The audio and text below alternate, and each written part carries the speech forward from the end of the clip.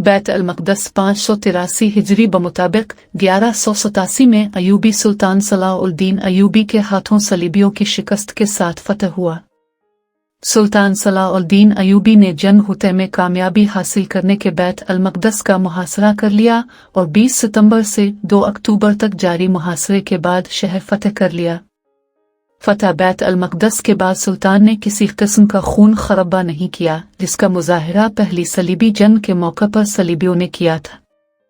जुलाई 1187 को जंग हुतै में जबरदस्त शिकस्त के बाद मसीहियों की ममलुकत यरूशलेम कमजोर पड़ गई और कई अहम शख्सियात सुल्तान सलाहुद्दीन अयूबी की कैद में चली गए। सितंबर के वस्त में सुल्तान सलाहुद्दीन अयूबी ने अक्का, नाबलोस, याफा, सेदून, बैरूत और दीगर शहर फतह कर लिए। जंग की शिकस्त खुर्दा मसीही सूर पहुंच गए।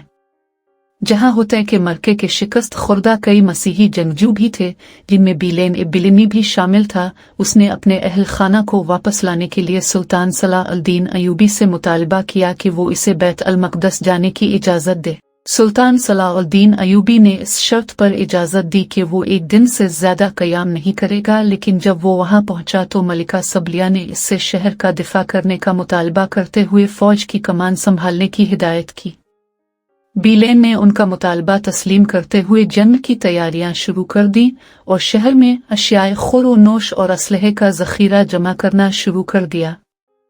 सुल्तान सलाहुद्दीन अयूबी की ज़ेर क़ियादत शाम और मिस्र की अफ़वाज सूर के नाकाम मुहासरे के बाद 20 सितंबर 1187 को बैत अल-मक़दस पहुंच गए। सुल्तान सलाहुद्दीन अयूबी और बिलेन के दरमियान मुज़ाकरात हुए। सलाहुद्दीन बग़ैर खून खराबे के शहर हासिल करना चाहते थे, लेकिन शहर के मसीहियों ने बग़ैर लड़े मुक़द्दस शहर छोड़ने से इनकार कर दिया और धमकी दी कि वो पुरम तौर पर शहर दुश्मन के हवाले करने पर उसे तबाह करने और खुद मर जाने को तरजीह देंगे। मुज़ाकरात में नाकामी पर सुल्तान सलाहुद्दीन अयूबी ने शहर का मुहासरा कर लिया। सुल्तान सलाहुद्दीन अयूबी की अफ़वाज बुर्ज दाऊद और बाब दमिश्क के सामने खड़ी हो गई और तीर अंदाजों ने हमले का आगाज किया। इसके अलावा मंजनकोहे के जरिए शहर पर संगबारी की गई। सुल्तान सलाहुद्दीन अयूबी की अफ़वाज ने कई मरतबा दीवारें तोड़ने की कोशिश की, लेकिन मसीहियों ने इसे नाकाम बना दिया। 6 रोज़ा मुहासरे के बाद सुल्तान सलाहुद्दीन अयूबी ने अफ़वाज को शहर के दूसरे हिस्से की जानिब मुंतकिल कर दिया और हमला जबल जैतून की जानिब से किया जाने लगा। 29 सितंबर को मुस्लिम अफ़वाज शहर की फसील का एक हिस्सा गिराने में कामयाब हो गए, ताहम वो फौरी तौर पर शहर में दाखिल न हुई और दुश्मन की अस्करी क़ुव्वत को ख़त्म करती रही। सितंबर के इख्तिताम पर बिलेन ने सलाहुद्दीन से मुज़ाकरात के दौरान में हथियार डाल दिए।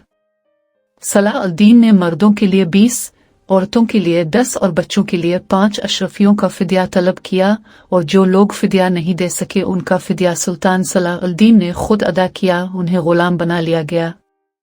बाद अज़ां सुल्तान सलाहुद्दीन अयूबी ने फ़िदिया की रकम मज़ीद कम करके मर्दों के लिए 10, औरतों के लिए 5 और बच्चों के लिए सिर्फ 1 अशरफी मुकर्रर कर दी।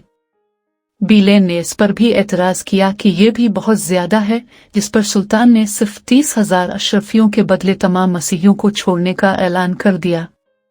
2 अक्टूबर को बिलेन ने बुर्ज दाऊद की चाबियां सुल्तान के हवाले कर दी। इस मौके पर ऐलान किया गया कि तमाम मसीहियों को फ़िदिया की अदायगी के लिए 1 माह का वक्त दिया जा रहा है, जिसमें 50 दिन तक की तौसी की गई।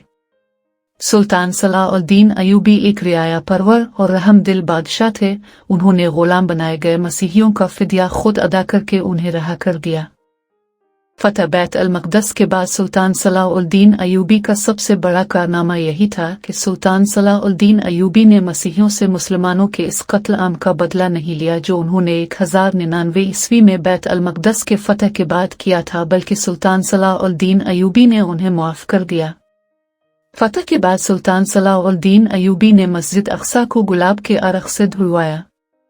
एक मिंबर जो सुल्तान सलाहुद्दीन अयूबी के सरपरस्त नूरुद्दीन ज़ंगी के हुक्म से तैयार किया गया था, जो खुद मुक़द्दस शहर को दोबारा फ़तह करना चाहते थे, लेकिन ऐसा करने के लिए ज़्यादा अरसा जिंदा नहीं रहे। सुल्तान सलाहुद्दीन अयूबी ने मस्जिद अक़सा में रखा, जो उनकी तकमील की अलामत थी।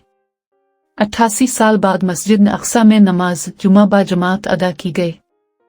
فتح بیت المقدس کی خبر یورپ کے مسیحیوں پر بجلی بن کر گری، جس کے جواب میں انہوں نے تیسری صلیبی جنگ کا اعلان کر دیا اور انگلینڈ کے رچرڈ لائن ہارٹ، فرانس کے فلپ آگسٹس اور جرمنی کے فریڈرک باربروسا کی زیر قیادت ایک عظیم مسیحی لشکر بیت المقدس پر چڑھائی کے لیے روانہ ہوئے۔